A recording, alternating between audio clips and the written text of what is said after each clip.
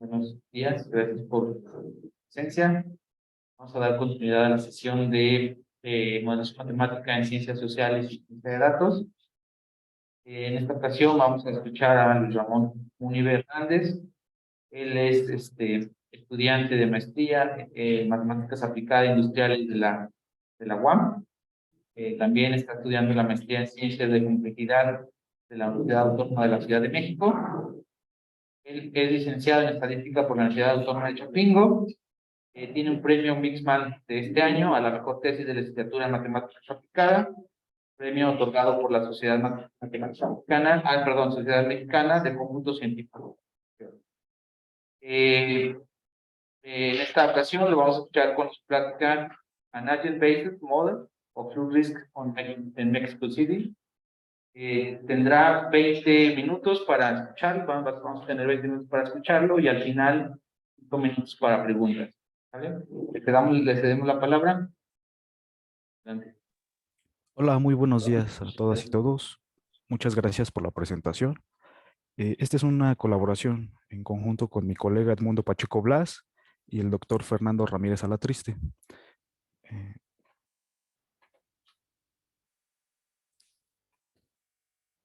Este es el contenido de la presentación. Les platicaremos una breve introducción. Posteriormente hablaremos acerca de los materiales y teoría que usamos para este proyecto. Posteriormente los métodos, les platicaremos sobre el modelo más a detalle. Después mostraremos unos resultados. Después unas discusiones y unas conclusiones y finalmente trabajo futuro que estamos actualmente realizando.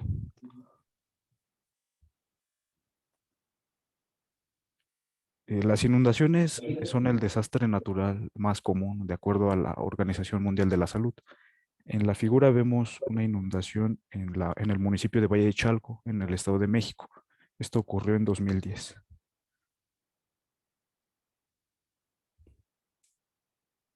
El tema de las inundaciones puede ser abordado desde distintos enfoques. Algunos de estos son la susceptibilidad, el riesgo o la vulnerabilidad. Por ejemplo, para riesgo, ahí podríamos ver algunas publicaciones ya en el tema. El riesgo global bajo el cambio climático, riesgo de inundación. Y, por ejemplo, en el otro es la susceptibilidad, la evaluación de la susceptibilidad de inundación usando técnicas de Machine Learning. Y el de abajo una metodología para la susceptibilidad de inundación y la vulnerabilidad en escenarios complejos. Esto de complejo ya aquí va surgiendo. En escenarios complejos, que es a lo que se refiere la complejidad.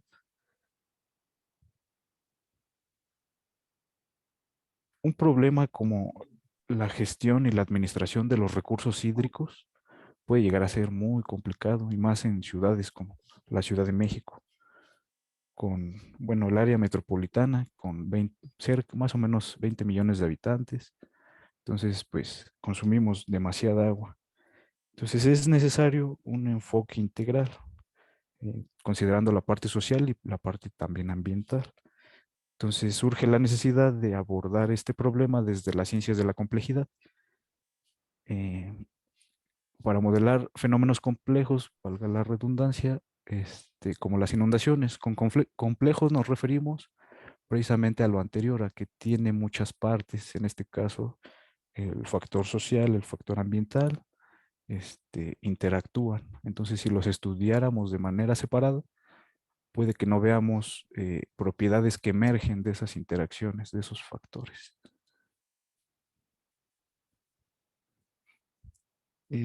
Dentro del estado del arte podemos notar que ya hay muchas publicaciones de esta técnica de modelación basada en agentes, y ambas coinciden, bueno, todas ellas, las tres coinciden que este enfoque puede ser aplicado para mejorar las políticas públicas, en este caso, con base en evidencia ya computacional.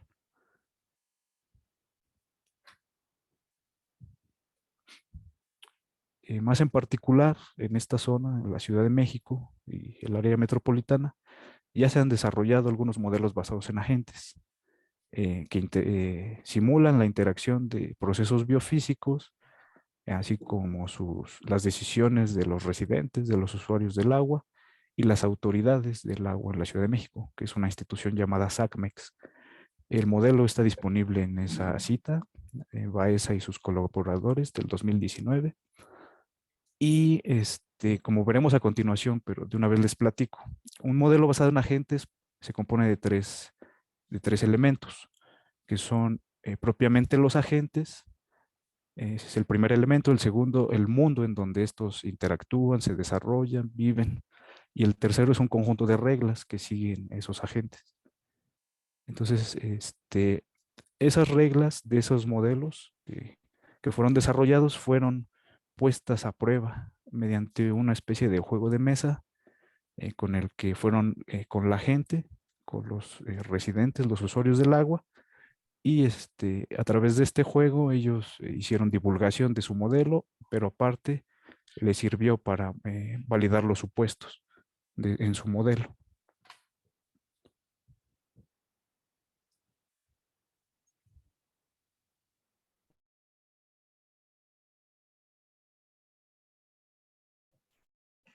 Pues sí, yo les voy a hablar precisamente de unos ejemplos de modelación basada en agentes. En esta lámina tenemos dos ejemplos. Del lado izquierdo vemos, perdón, del lado derecho vemos la reacción BZ o Belousov-Jabotinsky, que es una simulación de un sistema termodinámico sin puntos de equilibrio y que es un ejemplo clásico del caos. Y del lado izquierdo tenemos el juego de la vida de John Horton Conway, que es una simulación muy interesante. Precisamente funciona con 3 reglas y en una malla de células, como ya comentaba mi compañero hace un momento. Y podamos pensar a una célula con sus vecinos como la cara de un cubo Rubik. Pensar en la célula central como la célula de la que vamos a hablar y sus vecinos, las 8 que lo rodean. Entonces, si pensamos así a nuestras células, las reglas serían, si una célula muerta tiene exactamente 3 vecinos vivos, entonces nacerá o volverá a la vida. Si la célula viva tiene 2 o 3 vecinos, seguirá viva. En otro caso, se va a morir. De estas 3 reglas surgen resultados muy interesantes porque podríamos incluso pensar a cada célula como el resultado de un microjuego de la vida. Entonces, pues eso ya genera comportamientos muy complicados que surgen de 3 reglas muy sencillas y que incluso pueden verse como pueden caminar, pueden apagarse, pueden hacer distintas acciones que no se esperarían de 3 reglas tan sencillas en un entorno tan simple como apagado o encendido. Eh, la modelación basada en agentes precisamente tiene estas 3 reglas y es un paradigma de los sistemas complejos que permite observar la interacción de individuos autónomos y su comportamiento en un entorno, a partir de ciertas condiciones iniciales y el conjunto de reglas, como del juego de la vida. El comportamiento aislado de estos agentes es sencillo. Por ejemplo, las neuronas en el cerebro y sus conexiones van a estar inactivas hasta que pasan un cierto umbral de excitación. Eso es bastante simple, pero el funcionamiento del cerebro, como sabemos, es de las cosas más complejas que existen en el universo. Eh, También como la animación que tenemos del lado izquierdo, que es una red de un virus que se esparce. Y del lado derecho lo que tenemos es un bosque en el que se extiende fuego. En estos modelos vamos a tener parámetros de control. Aquí creo que no se está viendo la animación, pero si modificamos este deslizador para que haya mayor o menor densidad en el bosque, lo que vamos a obtener es que en menor densidad el fuego no se esparce por todo el bosque, ya que no puede saltar a un rango tan lejano, ¿no? Entonces, si se tiene mayor densidad, sí se van a incendiar los árboles adyacentes y así es como se va a apagar. Se va a quemar la mayor parte del bosque a mayor densidad. Otro modelo basado en agentes importante es en el que basamos nuestro trabajo, que es este del Gran Cañón. Este está en los modelos que ya vienen nativos de NetLogo para poder aprender a utilizarlo y a hacer simulaciones con basadas en agentes, y en este tenemos una gran similitud con el nuestro, porque considera una área geográfica y su elevación, sus distintas elevaciones, y se genera lluvia distribuida de manera uniforme que cae en este continuo de elevaciones y que genera encharcamientos en las áreas más bajas, de menor altura. Entonces, algo más que tenemos en común con este modelo es que no estamos considerando drenaje. Entonces, aquí precisamente lo que estamos observando es cómo el agua fluye hasta el fondo de las elevaciones y se estanca.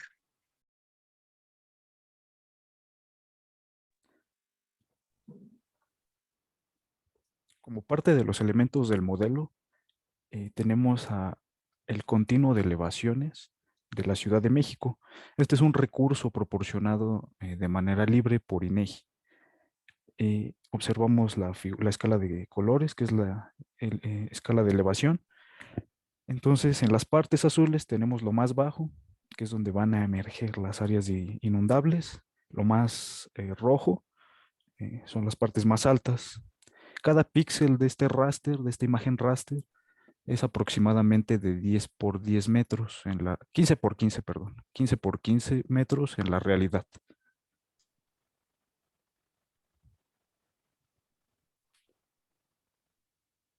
También otro recurso importante es el Atlas de Riesgo de la Ciudad de México, Atlas de Riesgo de Inundación de la Ciudad de México. Este ya está calculado, lo proporciona la Secretaría de Gestión Integral de Riesgos y Protección Civil, también son datos de libre uso. Y detrás de este Atlas de Riesgo hay toda una metodología que calcula algunos índices que ya previamente ha calculado la Comisión Nacional del Agua. Entonces es una metodología que se puede estudiar si a alguno de ustedes les interesa. Entonces tomamos como referencia este atlas de riesgo. Ya en la configuración del modelo, los supuestos, como ya lo ha comentado mi colega, las gotas de lluvia caen en localidades aleatorias, en sitios aleatorios, y se excluye el drenaje. Entonces el agua que va a caer se va a inundar en algunos sitios debido a eso, a que no se está considerando el drenaje. El mundo del modelo se compone de dos capas, que son las que acabamos de ver. En nuestro modelo, cada píxel, cada parche, es aproximadamente en la realidad de 120 metros por 120 metros. Entonces, cada gota va a tener un diámetro de 120 metros. Eso suena muy tosco, muy de grano grueso, pero pues es un modelo con supuestos, entonces esto nos va a servir para después. En este caso, los agentes son las gotas de lluvia. Las reglas son las siguientes. A las gotas de lluvia les pedimos que fluyan a lo largo del continuo de elevaciones. Y estas van a morir cuando se encuentren en la frontera de la Ciudad de México. Esa es la dinámica.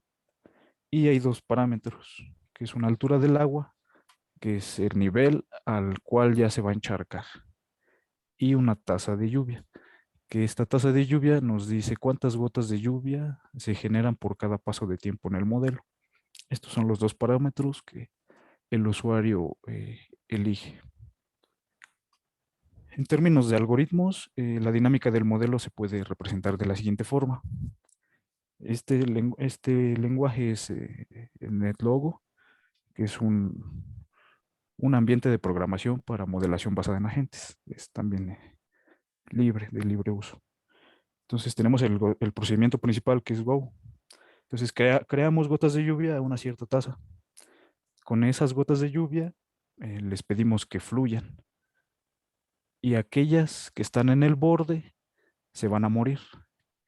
Este procedimiento DAI es nativo de NetLogo. NetLogo tiene procedimientos nativos como es create, DAI. Entonces, las gotas de lluvia van a ser una breed en NetLogo, una raza de los agentes. Border va a ser el subconjunto de parches que están en la frontera. Entonces, ¿cómo nos preguntamos? Cada parche en el interior tiene 8 vecinos. Entonces los que están en la frontera van a tener menos de 8 vecinos. Entonces así vamos a definir ese subconjunto, y fluir y morir son procedimientos. Este último de DAI es nativo. Entonces, como he comentado, el procedimiento o la dinámica más importante en el modelo es flow. Este permite a las gotas de lluvia interactuar de manera local, y a partir de esa interacción a nivel local va a emerger un comportamiento a nivel sistema, que en este caso son las inundaciones. Entonces es una herramienta, como ya lo he comentado, de un fenómeno complejo. Entonces, el procedimiento flow se define como sigue. Definimos un target, un objetivo. Este va a ser el parche vecino con la menor cantidad de agua. Entonces nos preguntamos si el objetivo es diferente al vacío, es decir, que no está en la frontera, porque puede darse el caso, ¿no? Si agarramos uno en la frontera, entonces sus vecinos, uno de ellos va a ser vacío, ¿no? Entonces, para evitar eso, nos preguntamos si es vacío. Después, en esta condición if-else, nos preguntamos si la elevación de ese target más el agua ahí es menor a la elevación en el parche y el que consideramos, con el que estamos tomando la referencia de nuestros vecinos. La elevación ahí más el agua es mayor a lo demás. En ese caso, se va a mover la gota de lluvia. En otro caso, se va a estancar. Esto va a quedar más ilustrado en la siguiente diapositiva. Aquí tenemos la definición del target, que es el mínimo del agua en el 10º parche. Después tenemos ilustrado el procedimiento flow, en la condición if-else en particular. Si ocurre que el agua más la elevación en el target es menor, entonces el agua va a correr por ahí, va a fluir. En otro caso que fuera mayor, entonces va a estancar. De esa forma queda más ilustrado. Y así luce la dinámica del modelo.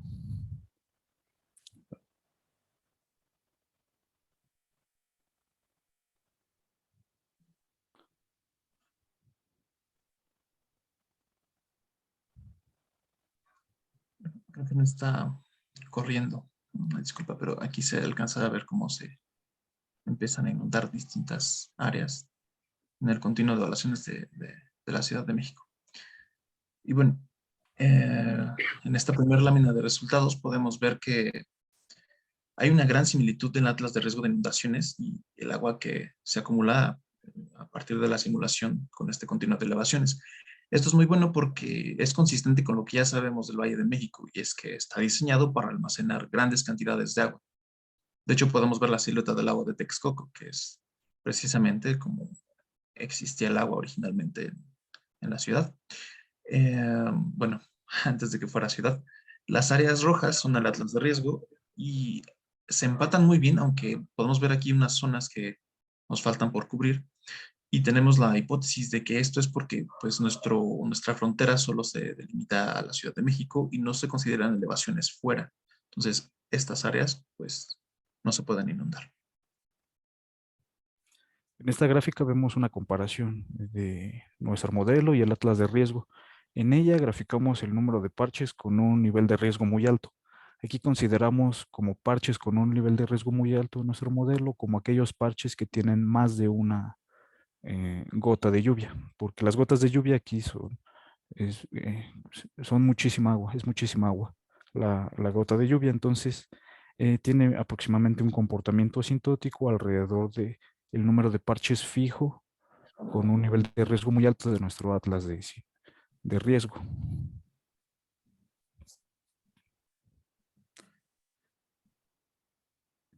Entonces, la discusión sería que en la mayor parte de las áreas con un riesgo muy alto, vemos una buena correspondencia. Sin embargo, no cubrió algunas áreas, en particular en el norponiente y el nororiente. Entonces, suponemos que se debe a que no se considera la elevación fuera de esa área. Entonces, se mostró que la modelación basada en agentes es un buen enfoque para obtener conocimiento de un fenómeno complejo como lo son las inundaciones. Para el trabajo futuro, lo que consideramos es precisamente tomar la Gran Cuenca en lugar de solo la ciudad, o el DF, que sería esta zona que está punteada, toda esta zona, para observar que se forma a mayor completitud el lago, ¿no? Dentro y fuera de la Ciudad de México.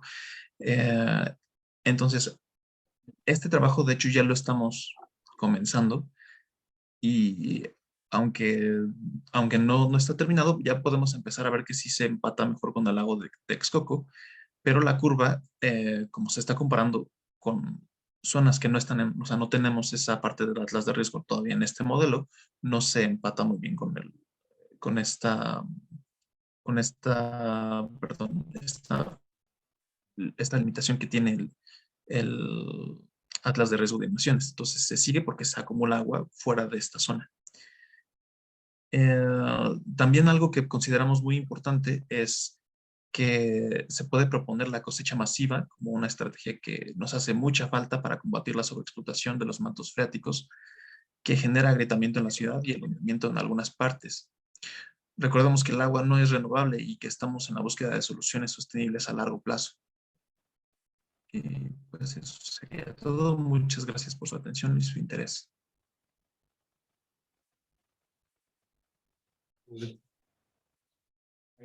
Bueno, vamos a tratar la sesión de preguntas.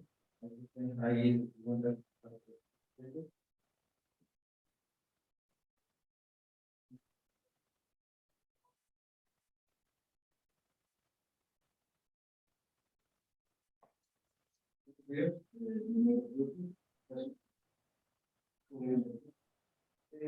Una duda, ¿cuál es el proceso para determinar el puesto de la gota?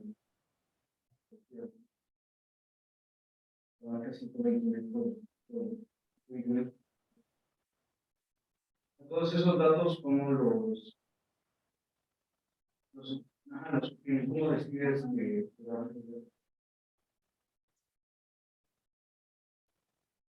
Perdón, no escuché muy bien. La pregunta fue sobre el Atlas.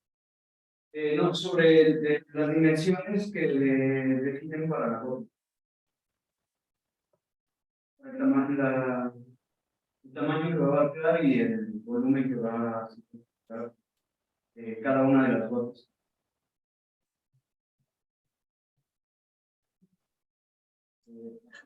¿Te refieres al volumen de cada gota? Así, Ajá, ¿cómo defines sí, que este va a ser el volumen? sí. eh, el modelo, los modelos basados en agentes, puedes tú configurar el mundo, los tamaños del parche, de tus agentes en NetLogo, que es el ambiente de programación. Entonces nosotros, con base en información del INEGI, de que es el continuo de elevaciones en el que nos estamos basando, su imagen raster, cada píxel equivale a la realidad, a 15 metros por 15 metros aproximadamente, un cuadrito. Entonces, en nuestro modelo, lo que nosotros hicimos fue tomar un cuadrado de 8 por 8, es decir, ese cuadrado de 8 por 8 de 64 píxeles originales de la elevación del continuo de elevaciones, es un parche en nuestro modelo. Es decir, todavía lo hicimos más, más tosco, más así, más rugoso, por así decirlo. Entonces es por eso que más o menos nos damos una idea de las dimensiones del modelo. Entonces, si nuestro parche equivale a un cuadrado de 8 por 8 píxeles, 64 píxeles de la imagen real del INEGI, de las elevaciones, entonces nuestra parcela del mundo de NetLogo es de 120 por 120 aproximadamente, ya en la realidad. Entonces, como las gotas caen en las parcelas, en esas hectáreas, casi hectáreas, entonces el tamaño el diámetro de la gota de lluvia de NetLogo tiene el mismo tamaño, el agente y el parche. Entonces la gota de lluvia, su diámetro es de 120 metros. Entonces, también hay un parámetro que es la altura del agua. Este, que más o menos también uno se puede dar una idea ahí. Todavía no hemos hecho así el análisis tan fino de cuánto en la realidad esa gota de lluvia equivale, ¿no? Ya en un mundo real, a lo mejor en pipas de agua, en tinacos, ¿no? Para, como lo que comentaba Edmundo, esto va relacionado también, para la captación masiva, ¿no? Para eso puede darse una aplicación de esas dimensiones ya, describirlas ya en términos reales. No sé si contesté a la pregunta.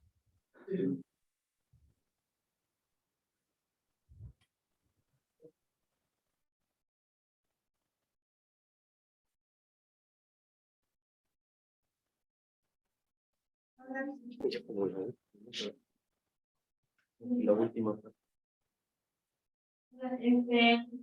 Bueno, llegué un poquito tarde, ¿sabes? Pero estaba viendo que tenían como unos encabezados de fundación. Entonces, quería preguntarte sobre la fuente de información. O sea, ¿ustedes construyeron sus datos? ¿O fue más bien que una fuente de información?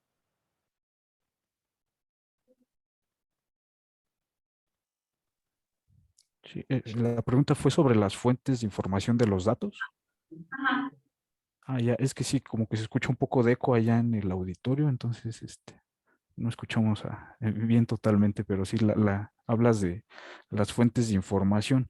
El atlas de riesgo ya está calculado y lo proporciona la Secretaría de Protección Civil de la Ciudad de México. Creo que está un poquito más abajo. Ahí en INEGI, en esa liga, tú puedes descargar el continuo de elevaciones de la Ciudad de México, de todo México. Esa imagen está para todo México. Más o menos pesa como 60 gigas aproximadamente esa imagen, pero es muy útil. Es bastante útil y está libre, es de libre uso.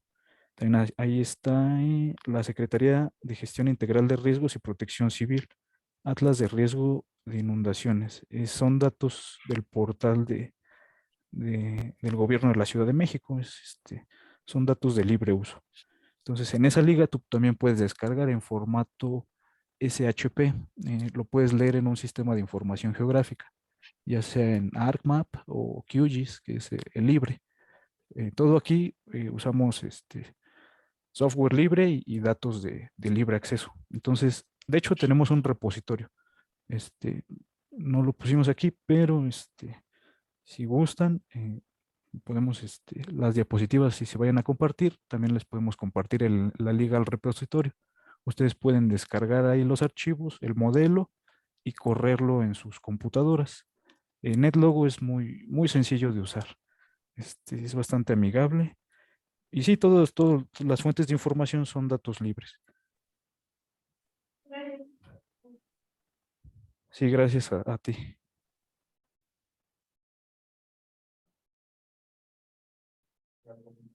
¿Preguntas? Le agradecemos, por favor.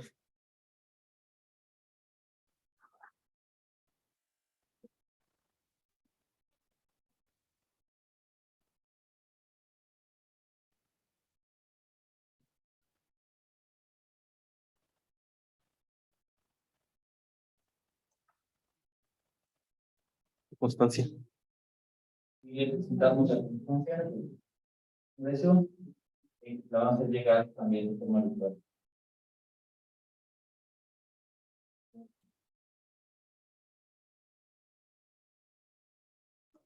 Muchas gracias.